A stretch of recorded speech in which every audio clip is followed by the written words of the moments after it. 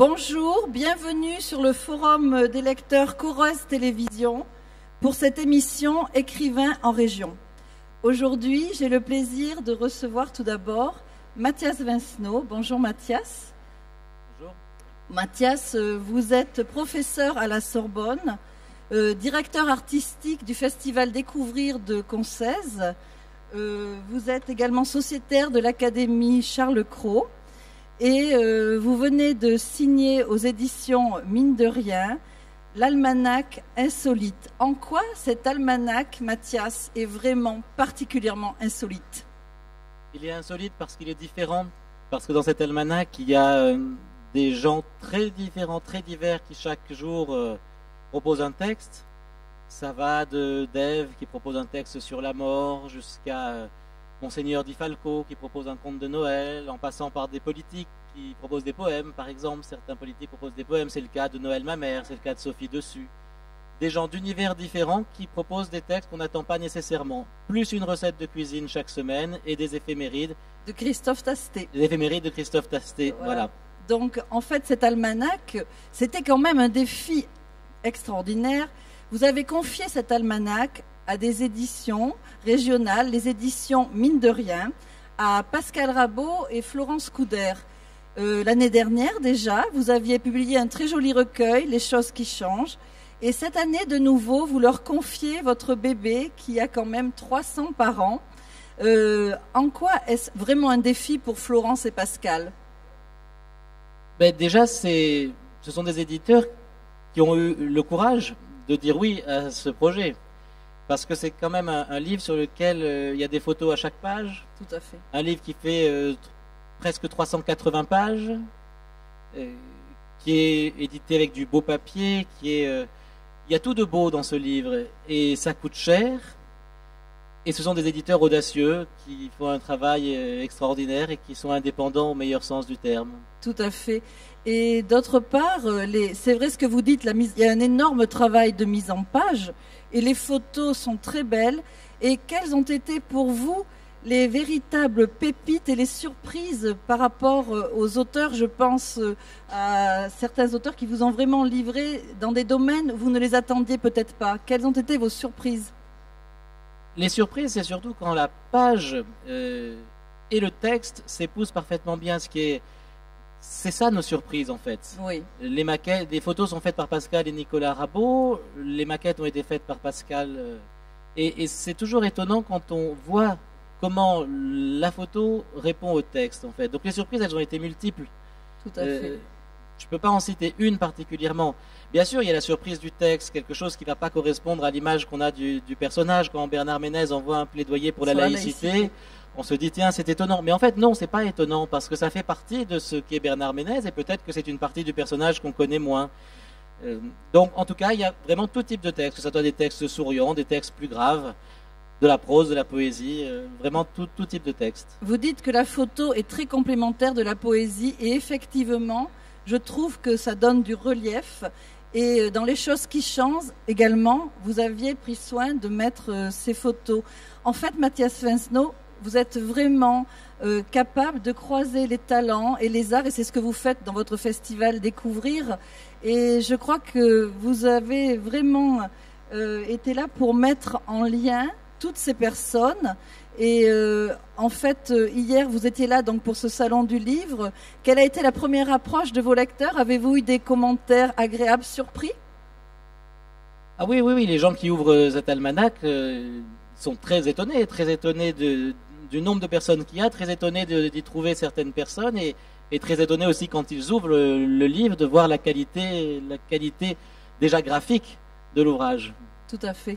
Et on peut espérer donc pour cet almanach insolite vraiment de belles rencontres. C'est vrai que vous avez relevé un défi avec ces 300 par an. Eh bien écoutez, nous souhaitons vraiment pour cet almanach qu'il rencontre ses lecteurs et que vous puissiez avoir vraiment une foire qui soit vraiment intéressante et qu'il y ait des jolies rencontres. Voilà.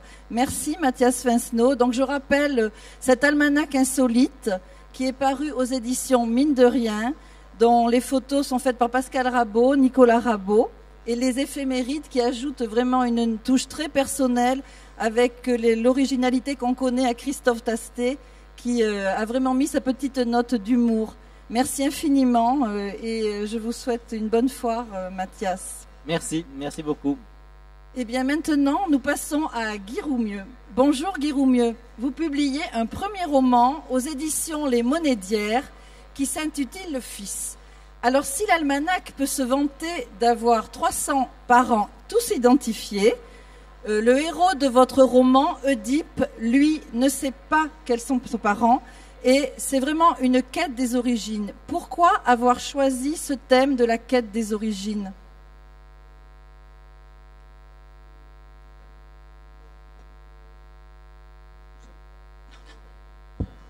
J'ai été souvent confronté à... Le micro très près.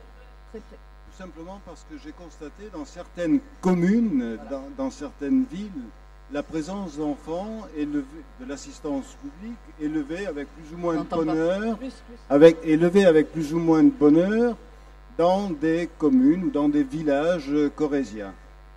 Tout à fait. Vous avez vraiment été inspiré par la tragédie grecque, puisque votre personnage s'appelle Oedipe. Pourquoi avoir choisi cette symbolique ? Tout simplement parce qu'on peut considérer qu'il y a, du moins ai-je considéré qu'il y avait continuité entre l'Antiquité et notre époque.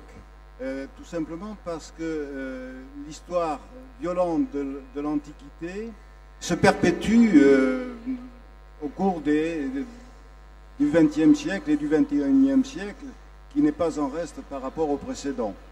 Oui, en effet, vos personnages ont tous subi les dégâts collatéraux des guerres. Vous évoquez la guerre de 14, la guerre d'Espagne avec le personnage de Maria, et vous dites que cette époque a été très violente et votre roman, effectivement, a voulu mettre en valeur. En quoi c'est cette guerre d'Espagne qui a inspiré justement le prix Goncourt avec Lydie Salver pour Pas pleurer, c'est une source inépuisable et vous avez vraiment voulu montrer que vos héros avaient été fracturés, blessés par les guerres. Pourquoi ? Oui. Parce qu'ils ont été blessés par l'histoire. Mais ils sont aussi, j'ai voulu donner un message d'espoir, parce que au-delà de la réalité immédiate, toute fiction débouche sur un espoir, puisque on crée des personnages qui veulent vivre et qui veulent vivre au quotidien. Et pour les faire vivre, ils sont dans l'esprit de l'auteur, ils sont dans l'esprit du lecteur, et bien évidemment, il faut qu'ils continuent leur vie et le fait de continuer leur vie est un message d'espoir. Tout à fait, c'est ce que vous dites. Mes personnages donc ont tous souffert, mais en fait, il y a quand même un espoir et c'est ce que vous avez voulu transcrire, donc que rien n'est jamais perdu et que en fait, il y a cette espèce de lumière qui est à la fin du roman. Et vous dites, mon personnage Oedipe, donc il est en quête de ses origines, devient Sisyphe. En quoi devient-il Sisyphe ? Il devient Sisyphe en ce sens qu'il échappe à la fatalité. C'est-à-dire que ce n'est plus Oedipe qui va se crever les yeux et devant la réalité. Il devient Sisyphe en ce sens qu'il prend la réalité à bras-le-corps et qu'il va faire son métier de médecin, son métier d'homme. Voilà, et vous avez également pointé du doigt la rumeur dans les villages. C'était important pour vous de montrer à quel point cette violence aussi du regard des autres ? Oui, cette violence, effectivement, j'ai essayé de la restituer avec tout ce qu'elle a à la fois d'actuel et ce qu'elle avait dans le passé, cette continuité entre la rumeur qui était transmise, enfin imposée par les dieux et que les gens s'imposent eux-mêmes à l'heure actuelle. Voilà, Guy Roumier, nous n'en révélerons peut-être pas plus sur ce roman dont l'écriture est très belle. Vous avez une très jolie préface de Pierre Bergougnoux et j'invite les lecteurs à découvrir Le Fils de Guy Roumieux. Et je vous souhaite également une excellente foire. Merci. Maintenant, nous allons nous intéresser à Monique Condat pour la ferme des Coussants. Alors nous changeons complètement de décor, nous revenons donc dans le Périgord et Monique s'est intéressée à une saga familiale avec des personnages hauts en couleur. Et notamment le personnage principal qui s'appelle Mathieu est un stakhanoviste du travail. Il ne pense qu'à faire chômer sa famille. Il les invite tout le temps à aller ramasser le tabac. Et il règne comme un despote sur cette famille qui vit sous le même toit.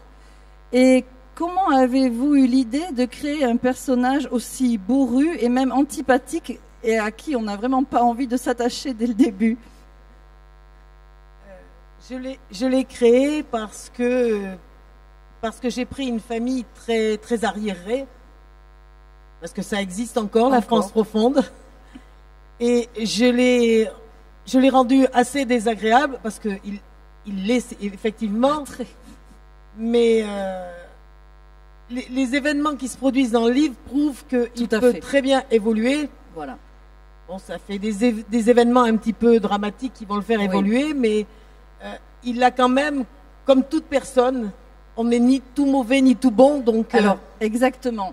Alors, ce qu'il faut savoir, c'est que dans cette vie de labeur va apparaître un événement qui va déclencher en cascade une tragédie pour lui, à savoir qu'une jeune femme va venir habiter dans un gîte rural à côté de chez lui.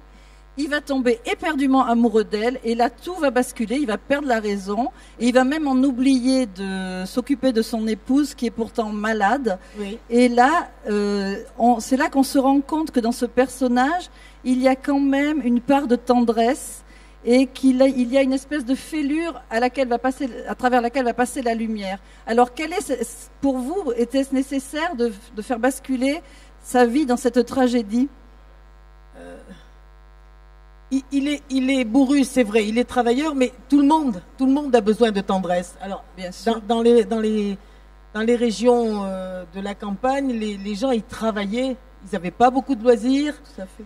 Beaucoup de pudeur, et il n'y avait pas de place pour la tendresse, mais en fait, tout le monde la cherche, la tendresse. Donc, bien sûr. On a l'impression qu'il n'en avait pas besoin, oui. Mais le fait de s'attacher comme ça à cette femme prouve qu'il en avait effectivement besoin. Oui. Il ne savait pas le traduire, mais il en avait besoin au point, il en avait besoin au point d'en perdre la raison. Tout à fait. Et il y a d'autres thèmes que vous avez pointés dans votre roman, comme effectivement les familles séparées, la souffrance des enfants et cette petite Claire qui est révoltée par l'attitude de son père qui pense à une autre femme alors que sa propre mère est malade. Oui. Donc vous êtes inspiré finalement des blessures de ce monde pour en faire une histoire qui est révélatrice aussi de la solitude des enfants. Oui. Oui, c'est vrai que Claire est un personnage très attachant qui se rebelle beaucoup parce qu'elle n'admet pas que son père puisse faire du mal à sa mère. Bien sûr. N'importe quel enfant se rebellerait tout à fait. Quand un père fait du mal à sa mère. Tout à fait. Donc sa sœur est plus malléable, mais elle ne pardonnera pas à son père. Elle ne pourra pas lui pardonner. En fait, Monique Condat, vous avez fait une saga et surtout vous avez recréé finalement ces familles d'autrefois qui vivaient sous le même toit, toutes générations confondues, oui. Avec les problèmes que ça pouvait poser, bien sûr.